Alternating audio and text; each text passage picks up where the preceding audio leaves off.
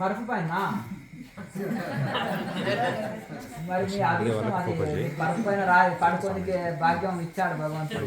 వినియోగం చేసుకోండి, పర్వాలేదు, కానీ అదే సర్వస్వంగా భావించొద్దు. ఎట్లా అంటే ఇది లేకపోతే బానిస కావద్దు అని చెప్తుంది శాస్త్రం. ఏదైనా ఇది నాకు లేకపోతే నడవదు అసలు అన్నట్టు. మరాల స్వామి ఒక చెప్పారు, నాయన మీరు దిండు అలవాటు ఉంటే పూర్వకాలంలో పరుపులు లేవు పెద్దగా, కానీ దిండు ఉండేది.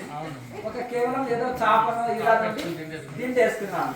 నాయన నువ్వు రాత్రి పడుకునేటప్పుడు దిండు అభ్యాసం ఉంటే నువ్వు ఒక యాత్ర వెళ్ళినావు అనుకో, రాత్రి నిన్ను అడిగొస్తే పగలంతా దాన్ని పోయాలి నువ్వు.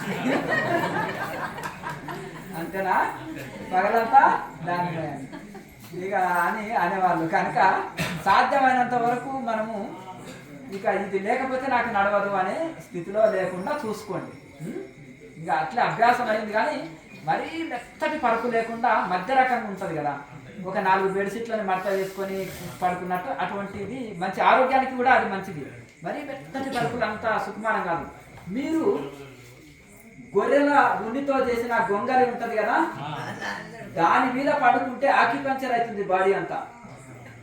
శరీరం లేకుండా చిన్న నెక్కర వేసుకోండి, ఆ కంబలి నెక్కర వేసుకొని కంబలి మీద పడుకొని ఇక దొరలండి ఇటు అటు మంచి హాయిగా ఇక పడుకోండి. అవి ఇలా కూర్చుకొని పోయి మంచి ఆక్యుపంచర్ జరుగుతుంది శరీరానికి, చాలా మంచిది.